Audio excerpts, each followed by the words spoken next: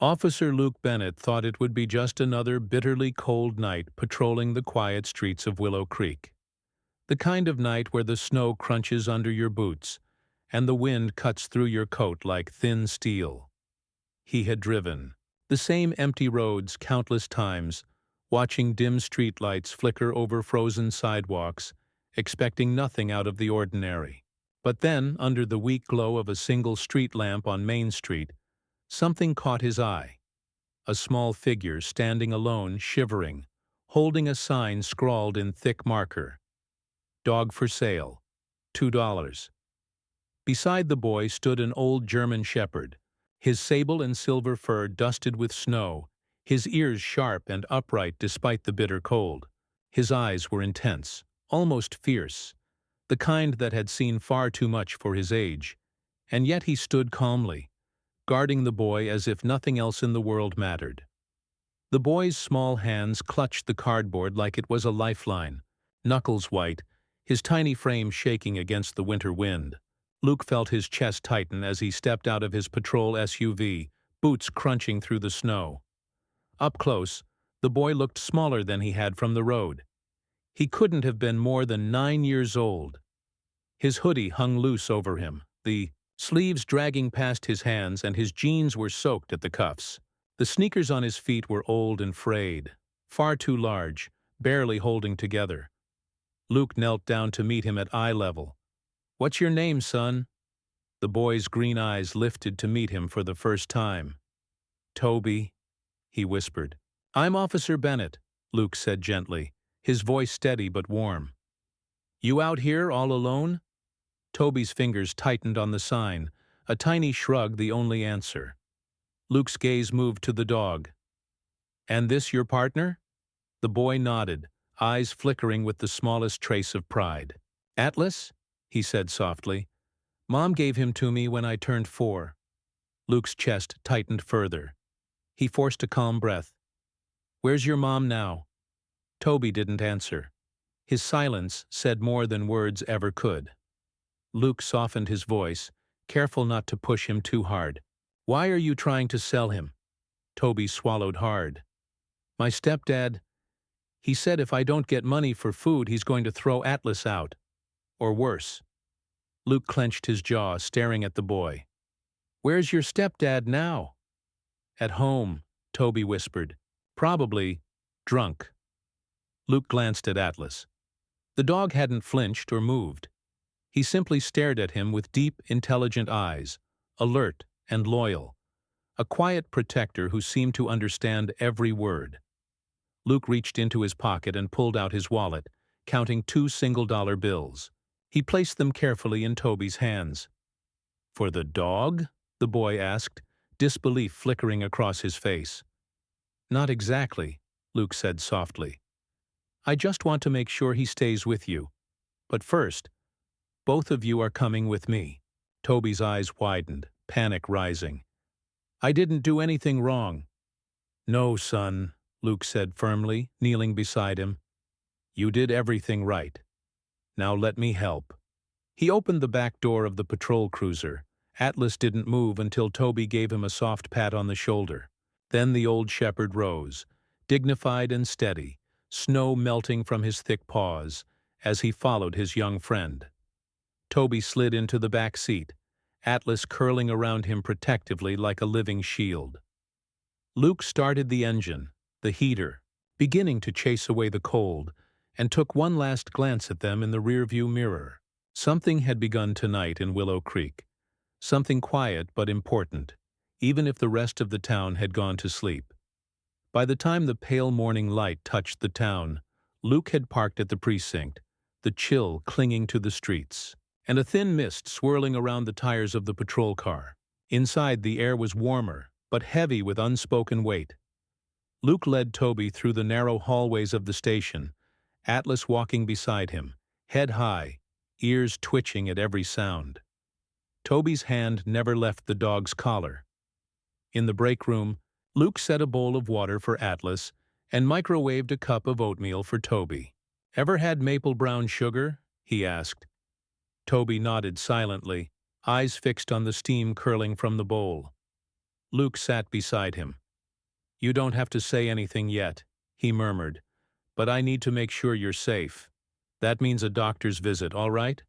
After a pause, Toby nodded slightly. Luke made the call. Within the hour, Dr. Elise Walker arrived. Petite but sharp-eyed, with sandy blonde hair braided loosely and a faded green parka, she carried a calm authority that came from years spent caring for those who couldn't speak their pain.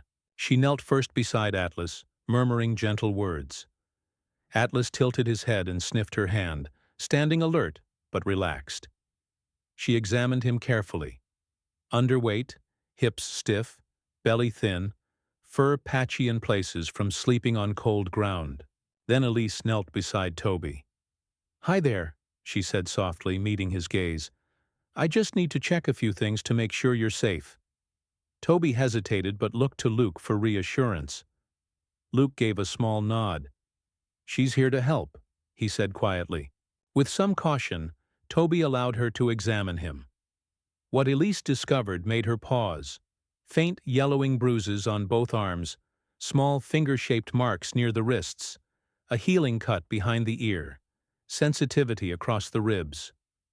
Old wounds, clearly inflicted deliberately. Elise's jaw tightened. "These aren't new," she said quietly. "They didn't all happen at once either." She looked at Luke. "This is serious. I'm going to document everything." Luke nodded, silently promising Toby that he would protect him. The boy didn't cry. He clung to Atlas's thick fur, burying his face just beneath the dog's ear. Elise gently brushed his hair back. "You did nothing wrong, sweetheart. Do you hear me?" Toby gave the smallest of nods. When Elise left, to file her report, Deputy Mara Duval arrived with a paper bag and 2 steaming cups from the diner. Lean and athletic, with auburn hair tied back, Mara had a tone that softened around children. "Morning, boss," she said to Luke. Then she turned to Toby. "And for you, young man, I brought something special." From her bag she produced a slim, dog-eared book, Tales of the Brave and Furry. It's got a whole story about a German shepherd that saves a town from a flood. Think Atlas would like it? Toby didn't answer immediately but took the book gently in both hands, holding it as though it were made of glass. Unexpectedly he smiled. Just a little, but it was real. Mara smiled back, her voice light. "I'll take that as a yes." Luke, leaning against the doorway, felt something shift in the air. Not much, but just enough to matter. After Mara left the room, Luke sat beside Toby. "Hey, I need to ask a few questions about your stepdad. Is that okay?" Toby tensed, but Atlas moved closer, sitting tall with his shoulder pressed into the boy's side. "When was the last time you ate at home?" "Day before yesterday," Toby said softly. "Did he ever hit Atlas?" Toby nodded with the broom sometimes, but Atlas always took it. Never bit him. Luke's hands curled into fists in his lap, but his voice stayed calm. "What's your stepdad's name?" "Ray. Ray Heron." Luke wrote it down. "Do you know where your dad is?" "Your real dad?" Toby shook his head. "Mom never said. She just called him someone long gone." There was silence for a moment, broken only by the rhythmic tapping of Atlas's tail against the floor. Slow, steady grounding. Luke closed his notebook. "Okay, that's enough for now." Toby leaned against Atlas, who licked his cheek once, then settled beside him like a statue carved for warmth. Outside the mist had begun to lift, and faint sunlight pushed through the clouds. But inside that quiet little station, something more important had started to rise. Trust. And Luke knew it wouldn't be easy. But this kid and this dog deserved better than bruises and silence. They deserved safety and maybe, just maybe, a second chance at family. Maple Hollow was a town where people tended to mind their own business unless a storm was brewing. And lately, the storm had a name, Ray Doyle. That morning, the frost had melted into a thin glaze of rain, leaving the sidewalk slick and the sky draped in gray. Luke Bennett adjusted his Navy patrol jacket and stepped out of his cruiser, his boots crunching the gravel as he walked up to the modest porch of a worn-out house 2 blocks from the station. Mrs. Eleanor Davies opened the door. A woman in her 70s with silver curls tucked into a floral scarf and a sharp no-nonsense demeanor. Her knit cardigan sagged at the elbows and her eyes darted behind Luke toward the street, as if checking whether anyone was watching. "I've seen that boy," she said, before he could speak. "Toby. Poor thing used to knock on my back door asking for bread scraps. Always polite, always hungry." Luke took notes silently, nodding. He had a way of letting silence sado the asking. She stepped out slightly, and the shouting from Ray's house, it had rattled the windows. "I've called once, but he always managed to sweet-talk his way out of trouble." Her voice cracked slightly. "We all thought maybe someone else would say something." Luke thanked her and moved on. The next stop was the corner grocery, where Mr. Henley, an elderly grocer with stooped shoulders and thick glasses, remembered Toby coming in with coins clutched in a small fist, always buying the cheapest crackers. Luke's final visit that morning was to a trailer on the edge of town, where a teenage girl named Sierra Lee, about 16, with a tangled red hair and a flannel jacket several sizes too big, hesitated before speaking. "I'd see him sometimes," she said, hands stuffed in her pockets. "He used to sit outside the school fence and just watch the other kids, like he wanted to be part of it, but didn't know how." Meanwhile, back at the station, Toby was curled up on a bench with a blanket wrapped around his shoulders. The warmth of the room contrasted with the storm still clinging to the town. His small body leaned slightly toward Atlas, the 11-year-old German shepherd, who sat pressed against him like a living wall. Atlas, strong, alert, with amber fur thickened from winter and keen eyes that missed nothing, watched every door, every step. When someone unfamiliar entered, his ears would tilt slightly, gaze sharp, but around Toby he softened head low, eyes gentle. Elise Moreno entered the room briefly, offering Toby a muffin. Ely was the town's veterinarian, in her mid-30s, with dark brown hair tied back in a braid and kind, analytical eyes behind clear-framed glasses. She had examined both boy and dog the day before, and had stayed involved ever since. "He still flinches when someone lifts their hand near him," she murmured to Luke later, not out of fear. Out of habit, by late afternoon, a new visitor arrived at the station. Pastor Graham, tall in his early 60s, with salt and pepper hair, a neat goatee, and eyes that carried the weight of too many funerals and not enough baptisms. Pastor Graham had a quiet strength. He wore a charcoal coat over a navy sweater, and his tone was never forceful, but it settled into the soul. "I heard about the boy," he said. "I'd like to invite him to our youth group this weekend. Nothing formal, just music, stories, warm food, and some kids his age." Luke glanced at Toby, still tucked beside Atlas. "He's not used to groups." Pastor Graham nodded slowly. "Then we start with kindness, not pressure." As they spoke, Toby glanced up shilly, overhearing just enough.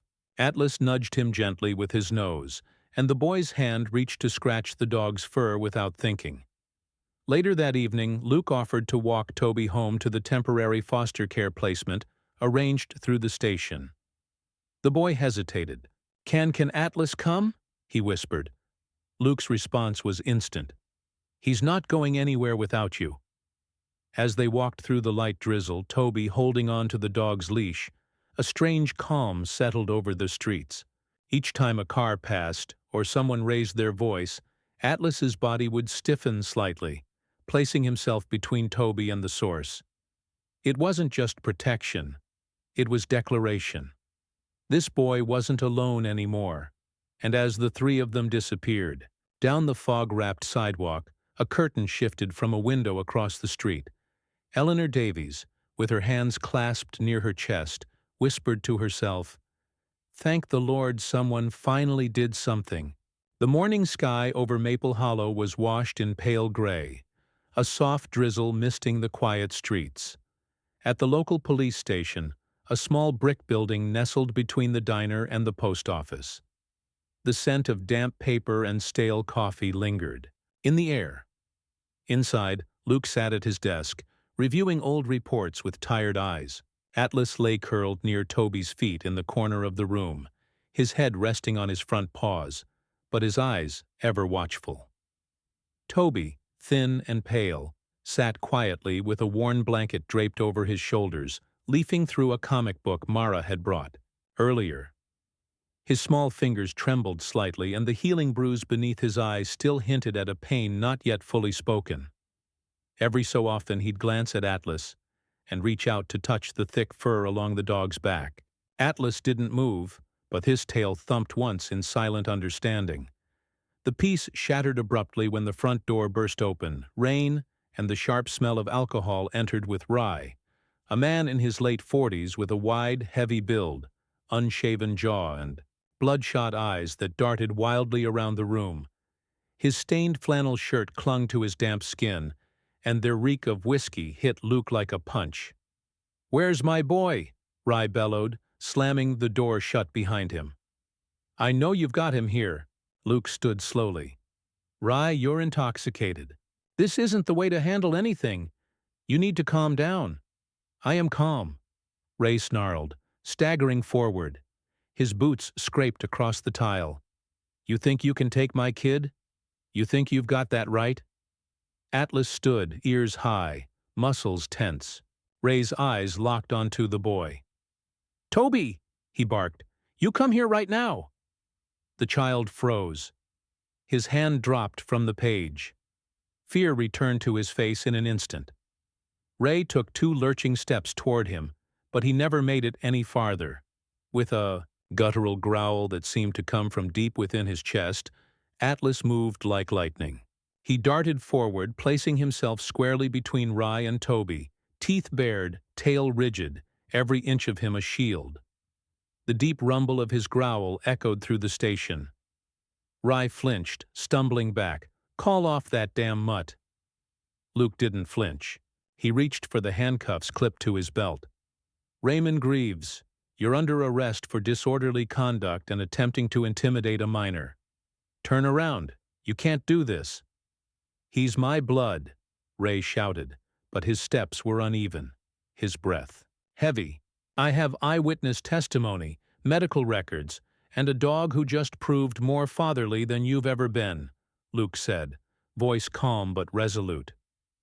Rye shoved Luke in a final desperate lurch, but it was clumsy, sluggish.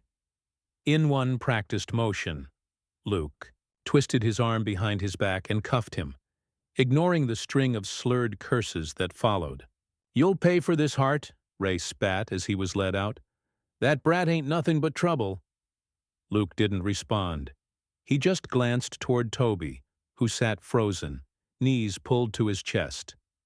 Atlas returned to the boy's side, resting his head gently on Toby's knee, nuzzling close. Only then did the child start to cry. Later the station settled once more. Luke filed the arrest report while Atlas remained with Toby in the small break room, a blanket now wrapped around both of them. Elise had stopped by briefly to check on Toby, her voice soft as she assured him that Ray wouldn't come back. She promised to return with some soup later, her gentle presence a balm after the storm. Mara arrived next, her gray hair pulled back into a loose bun, a knit scarf draped over her shoulders. "I heard yelling," she said, her voice low but fierce. "Is he safe?" Luke nodded. "He's safe." Thanks to Atlas, Mara stepped into the break room and sat beside the boy. "You were very brave," she whispered. "That dog of yours, too." Toby didn't speak, but he nodded just once. That evening, as Luke turned off the lights and leaned against the wall, watching the 2 figures, child and dog, curled up side by side, he let out a long breath. The storm hadn't passed. Not yet. But today, at least, a line had been drawn. And behind that line stood Atlas. The courthouse in Maple Hollow was a modest brick building tucked between the library and the fire station. It wasn't grand, but today it felt monumental. Luke adjusted his tie as he walked in, Toby beside him, holding tightly to his hand. The boy wore a collared shirt a size too big, his blonde hair brushed carefully to one side. He looked smaller than ever in the vast courtroom, but standing close behind was Atlas Ear Soupright, stance firm, eyes sharp.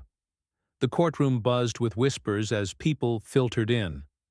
On the bench sat Judge Miriam Whitmore, a woman in her early 60s with steely gray eyes and neatly braided silver hair. Known in town as stern but fair, she had served the county for nearly 3 decades. She took one look at Rye as the man stumbled into the courtroom in a wrinkled shirt and loose tie, and her expression hardened. Ray's lawyer, a tired-looking man named Carl Jennings, tried to appear composed, though beads of sweat lined his temple. "Your Honor," he began, "my client is here to request reinstatement of custody over his nephew. There has been a misunderstanding." "Misunderstanding?" Elise cut in from the witness stand. The vet stood straight back, her brown eyes calm but resolute. "Your Honor, I examined Toby just days ago. The bruises on his ribs were not from one fall. They were consistent with repeated impacts over time, and the malnourishment. This wasn't accidental." The judge nodded. "Continue, Doctor." "Moreno?" Elise added.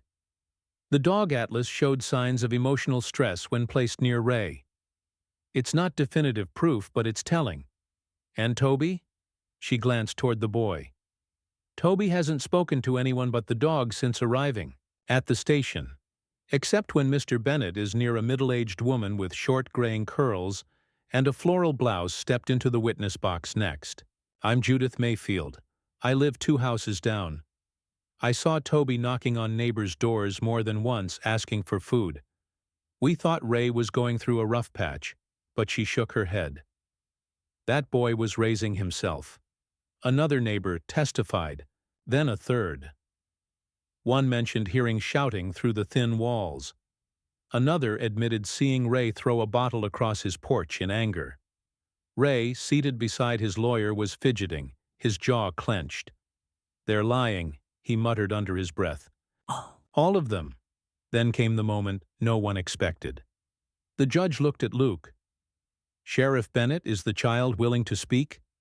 Luke turned to Toby, who had remained in the front row with Atlas. The dog hadn't left his side all morning. When the boy looked up at Luke, his gray eyes were wide with fear. Hook knelt beside him. "You don't have to say anything you don't want to," he whispered. Toby stared forward, then placed his hand gently on Atlas's back. The dog didn't move, but his steady presence anchored the boy. With a small nod, Toby stood. There was a collective breath held as he stepped toward the witness stand. His voice was a whisper, barely louder than the sound of pages turning. He hit me when I dropped things." Toby looked down. "He said it was my fault Mama left. Said if I cried he'd send me away like he did." Atlas gasps rippled through the courtroom. Luke's knuckles widened where he gripped the wooden railing. Judge Whitmore leaned forward. "And how do you feel living with Sheriff Bennett?" Toby clutched the sleeve of his shirt. "Safe," he said. "Why?" Toby's eyes flicked to Atlas, who sat just below the stand. "Because he's not afraid of yelling. And Atlas, he stays." The judge turned toward Ray. "Mr. Greaves, you have a history of intoxication, community complaints, and now multiple witnesses testifying to abuse. Do you have anything to say in your defense?" Ray stood abruptly. "That mutt turned my boy against me. You let strangers steal my blood." His voice echoed harshly across the courtroom. Judge Whitmore's gavel struck sharply. "Enough. Bailiff, remove Mr. Greaves." As Ray was escorted out, still shouting, Toby flinched, then instinctively looked toward Atlas. The German shepherd met his gaze, unmoving, a silent pillar of calm. After a moment of silence, Judge Whitmore adjusted her glasses and spoke. "Given the testimonies, the physical evidence, and the clear emotional bond the child shares with Sheriff Bennett and the dog Atlas, I am granting temporary guardianship to Sheriff Luke Bennett, effective immediately. Mr. Greaves is hereby stripped of custody, pending further investigation. A soft murmur filled the courtroom as Luke exhaled slowly, placing a reassuring hand on Toby's shoulder. The boy leaned into him slightly, not fully, but enough to show the first roots of trust taking hold. Later that afternoon, back at the station, Pastor Graham stopped by. A tall man in his 70s, with a kind face lined by age and a silver cross pinned to his wool vest, he offered a gentle smile. "I heard the news," he said, shaking Luke's hand. "God doesn't always move in thunder. Sometimes he sends help on 4 legs." He turned to Toby and held out a wrapped parcel. Children's Bible, pictures, and simple words. No pressure, just thought. He might want a story that says, "No tall endings are sad." Toby didn't answer, but he took the book with both hands. As they watched him quietly lep through the pages beside Atlas, Luke murmured to the pastor, "You think I'm cut out for this?" Graham chuckled. "Son, none of us are, but the ones who ask the question are usually the ones who will do right." That night, Luke sat on the porch while Toby curled up with Atlas on the living room rug. For the first time in years, the house didn't feel hollow. Only the wind stirred through the trees, and the soft click of Atlas's claws on the wooden floor reminded Luke that sometimes protection didn't come with a badge, but with fur, loyalty, and quiet vigilance. The air in Maple Hollow had softened. Since the hearing, for the first time in weeks, the police station wasn't filled with tension, but with a quiet, unfamiliar warmth. Luke Bennett sat on the bench outside the precinct, watching the early spring sunlight pour over the sidewalks. Beside him, Toby sat cross-legged, one hand resting naturally on the fur of Atlas, the German shepherd, who had become more than just a dog. He was the boy's silent shield. Toby was different now. Not loud or carefree, but no longer cowering in corners either. He had started talking, just fragments at first. Then slowly, like stones skipping across still water, his memories came to the surface. "My mom gave me Atlas," he said one morning, as they sat beneath the willow behind the station. His voice was hesitant, almost unsure if it was safe to say the words aloud. "I was 4. It was my birthday. She said he'd protect me even when she couldn't." Luke turned to him gently. "What was her name?" Toby traced a line in the dirt with his shoe. "Jenna. She smelled like cinnamon. But after she disappeared, Ray said she left because of me." Luke didn't say anything right away. His jaw tightened, but his voice stayed steady. "That wasn't your fault, Toby. Never was. You hear me?" The boy nodded slightly, and his fingers skirled tighter into Atlas's fur. The dog, sensing the emotion, leaned into Toby's side without a sound. That evening, Luke filed a formal petition for permanent guardianship. The temporary ruling from Judge Whitmore had given them a window, and Luke wasn't going to let it close. He gathered records, character references, and even included a hand-drawn picture Toby had made. Atlas sitting in front of a small house with smoke curling from the chimney. At the church, Pastor Graham had been watching the boy's progress closely. A tall, wiry man with kind but probing eyes, he'd seen too many lost children drift through Maple Hollow's pews over the years. But there was something in Toby that sparked hope, and something in Atlas that made the boy feel invincible. "Pastor," Graham approached Luke one Sunday after service. "We're hosting a picnic this week for the younger kids. Maybe Toby would want to come." Luke hesitated. "He's not good with groups." The pastor smiled. "Neither is Atlas, I'd guess. But sometimes all it takes is one kind laugh to change a child's rhythm." On the day of the picnic, the churchyard was buzzing. Tables were loaded with lemonade, watermelon slices, and stacks of hot dogs. Children ran wild through the grass while folding chairs scraped across pavement, and parents gossiped under the shade of oaks. Toby stood at the edge of the gathering, hands tucked in his hoodie, watching. His eyes darted from group to group, unsure if he belonged in any of them, but Atlas stood firm beside him, tail low, but wagging gently. When a red rubber ball rolled near, the dog perked up. With a few quick steps, Atlas picked up the ball end, trotted back toward Toby only to drop it and run a playful circle around him. The children nearby laughed. Toby blinked. Then, without thinking, he picked up the ball and tossed it gently. Atlas bolted after it, tail high, and brought it back like it was the most important mission of his life. The next throw came faster, then another. Toby's giggle burst out, sharp, surprised, bright. Pastor Graham, standing near the grill, turned to Luke with a knowing glance. It's starting. After lunch, the kids played tag. And although Toby stayed on the sidelines, Atlas never left his side. When a girl named Sophia, spirited, freckled 8-year-old with missing front teeth, invited Toby to join, Atlas gave a short bark as if approving the idea. Toby looked at Luke for reassurance. Luke gave a thumbs up. Go for it. With cautious steps, Toby entered the circle. Soon he was running, not fast, not recklessly, but running, with Atlas bounding beside him like a shadow made of joy. Later that night, as Luke helped him into his pajamas at the station's makeshift guest room, Toby yawned. Wide. I didn't know I could laugh again, he murmured. Luke ruffled his hair. Sometimes you just need the right dog and a good game of fetch. Toby smiled, small but sincere.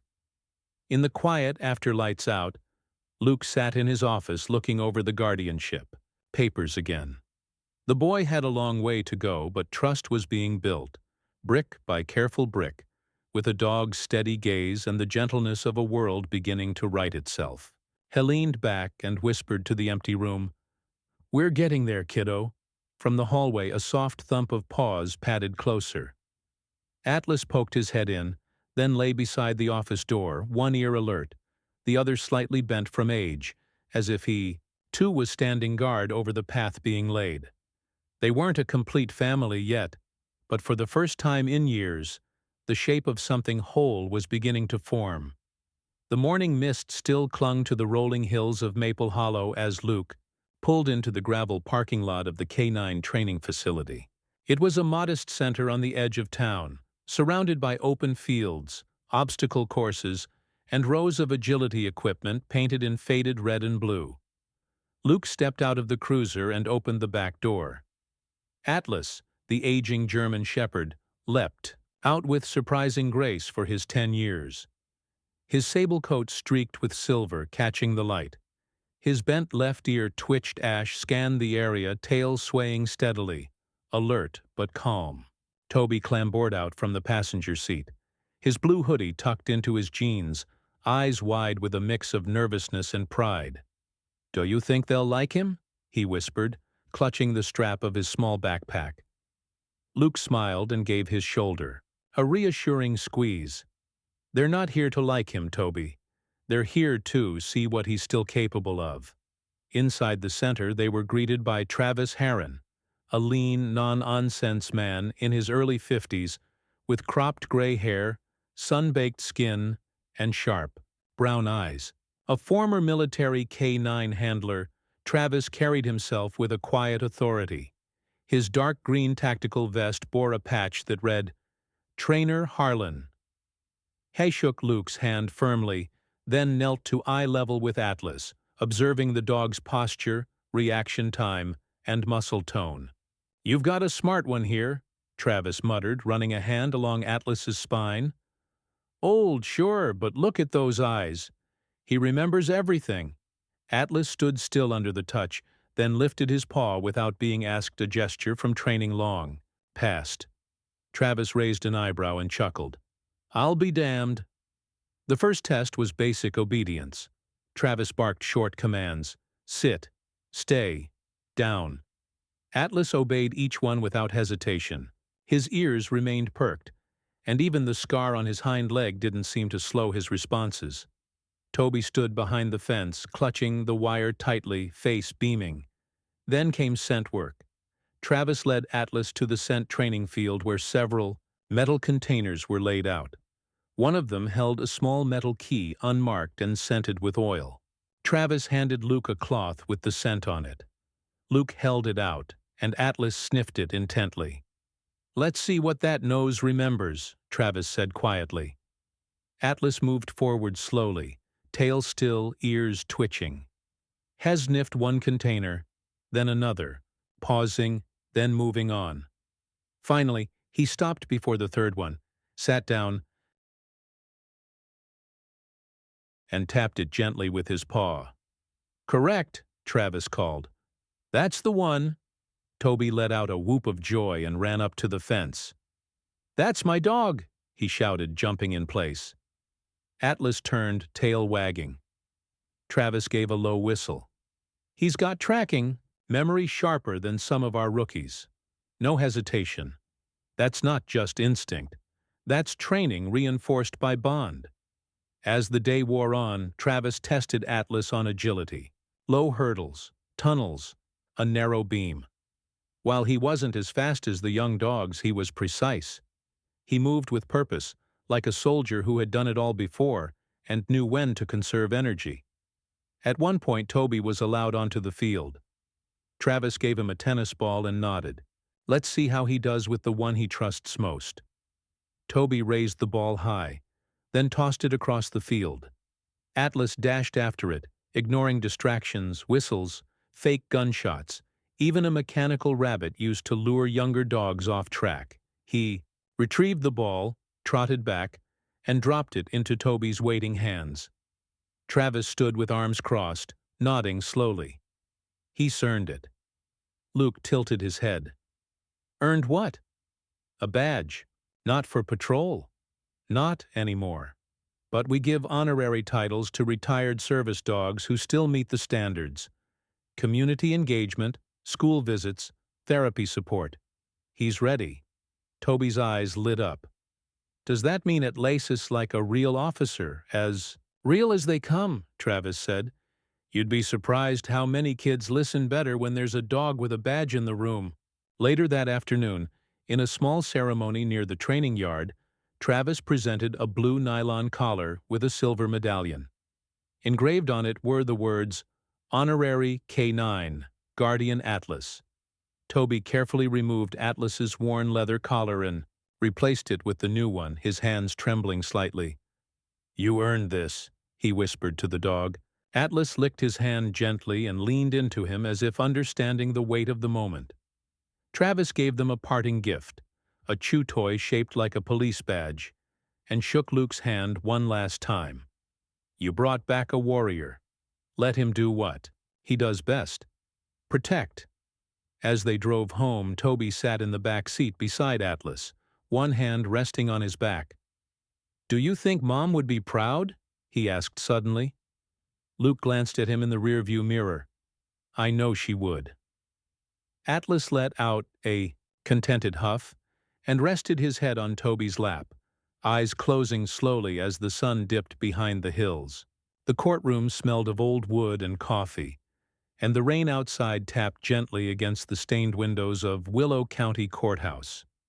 Luke sat quietly on the bench, wearing a dark navy button-up shirt tucked into his belt, his expression calm, but tense. Beside him, Toby clutched Atlas's collar, his small fingers buried in the dog's thick fur. Atlas sat still, alert, his upright ears twitching at every movement, eyes never leaving the man standing before the judge. Ray stood at the defendant's table in a wrinkled gray shirt, eyes bloodshot, his scraggly beard unshaved. His posture sagged, no doubt of guilt, but exhaustion, the kind born from decades of bitterness and alcohol. He didn't look at Toby, not once. The judge, a stern woman in her 60s named Ruth Hammond, peered over her glasses at the stack of documents before her. "Mr. Rafford James," she began after reviewing the psychological evaluation, the school's disciplinary records, testimony from Officer Luke Bennett, the veterinarian's photos of the dog's condition, and Toby's own statements. "This court finds you unfit for guardianship," Rye muttered something under his breath. Judge Hammond continued without pause. You are hereby sentenced to 18 months in a correctional facility for child endangerment and animal neglect. Upon release, a restraining order will be in place, barring you from approaching within 500 yards of the child. Toby's grip on Atlas tightened. Luke gently placed a hand on the boy's back. Ray didn't argue. He didn't cry. He simply nodded once, and shuffled as the bailiff cuffed him and let him out. Just like that, the man who once held power over Toby's world was gone. Outside the courthouse, the rain had stopped. Clouds broke just enough to let through a sliver of gold light. The sun climbed higher above Willow Creek that morning, pushing gentle rays through the thinning autumn clouds, as if the sky itself had been waiting for this day. The chills still hung in the air, but it no longer bit it soothed. The town was stirring earlier than usual, not because of sirens or scandal, but because something rare was about to happen, a celebration of healing. Luke stood in front of his modest cottage, buttoning his crisp sheriff's uniform, freshly pressed and spotless. He looked different than usual, less weighed down. His short, sandy brown hair had been trimmed. His clean-shaven face still carried lines of exhaustion, but today they curled upward in a rare smile. Behind him through the screen door the clatter of a spoon tapping a mug echoed as Toby tried to pour hot cocoa without spilling too much. Atlas sat tall on the porch steps, fur groomed to a proud sheen. His coat, once matted and dull when he was rescued for $2, now shimmered with rich sable and dark streaks. His ears stood erect, his left paw crossed over the right in a dignified pose. There was no longer fear in his eyes, only calm watchfulness. Around his neck hung a new leather collar, polished and thick, and from it a custom tag gleamed in the light, Old Guardian of Willow Creek. The townsfolk gathered in the park at midday, children chasing leaves while adults laid out picnic blankets. There was laughter, unfamiliar, unforced. In the center of the lawn, a small wooden stage had been built. Garland of dried corn stalks and sunflowers framed the platform, crafted by the churchwomen, led by Mrs. Emery, the retired school teacher with silver curls and hands that never stopped moving. She fussed over every ribbon, muttering to herself about symmetry. Pastor Graham stood near the podium, flipping through his notes. He wore his simple black robe with a blue scarf stitched with white doves.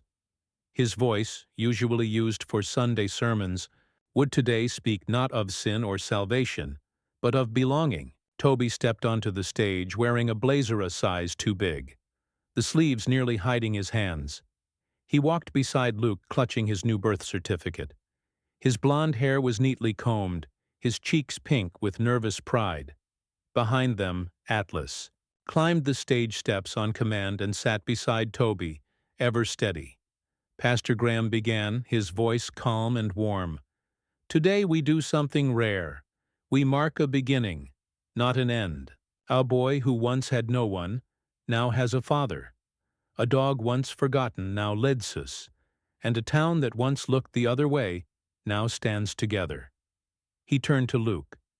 Sheriff Bennett, do you vow to care for this child as your own?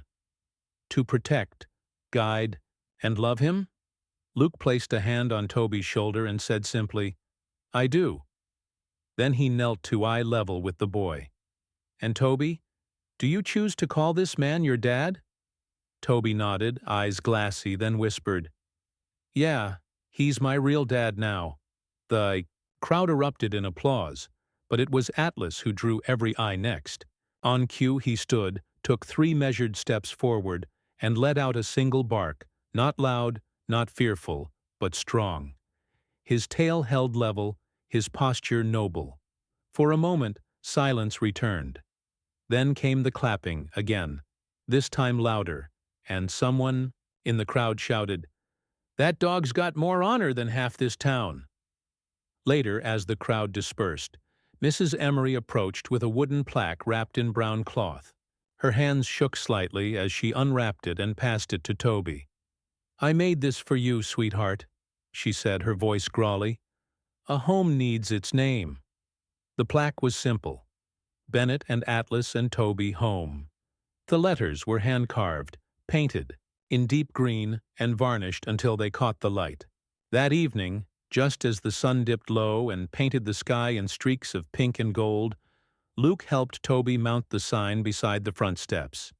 They hammered in the nails together, the thuds echoing into the quiet evening. Atlas sat behind them, tail curled neatly around his side. As the final nail went in, Toby stepped back and admired the sign. "Do you think Mom would have liked it?" he asked softly. Luke wrapped an arm around his shoulder. "I think she'd be proud of you. And proud of Atlas, too." They stood insolence, watching the porch light flicker on. Inside, a kettle hissed on the stove, and warm smells drifted from a pan of cinnamon apples that Mrs. Emery had insisted on bringing over. Atlas rose, stretched, and nudged the boy gently with his nose. Luke glanced down. "He wants you to go in first. Guardian's job, you know." Toby laughed, the sound light and real. He opened the door wide. "Come on, Atlas. Welcome home." Sometimes the greatest miracles are not thunderous events from the sky, but quiet moments of courage, compassion, and second chances. A boy once forgotten, a dog once discarded, a man once lost in silence. And yet through love, they became a family. This story reminds us that no soul is too broken to be mended, no past too dark to find light again. God doesn't always send angels with wings. Sometimes he sends them on four legs with loyal eyes and quiet strength. Atlas wasn't just a dog. He was a guardian, a healer, a reminder that hope still walks among us. In our own lives, we may feel overlooked or defeated. But never forget, God sees, God restores, and God redeems. If this story touched your heart, please share it with someone who needs hope today. Comment below and tell us where you're watching from. Let's spread this message of faith across the world. Hit the subscribe button for more stories like this. And if you believe that God still works miracles through loyalty and love, type Amen in the comments. May God bless you and all those you hold dear.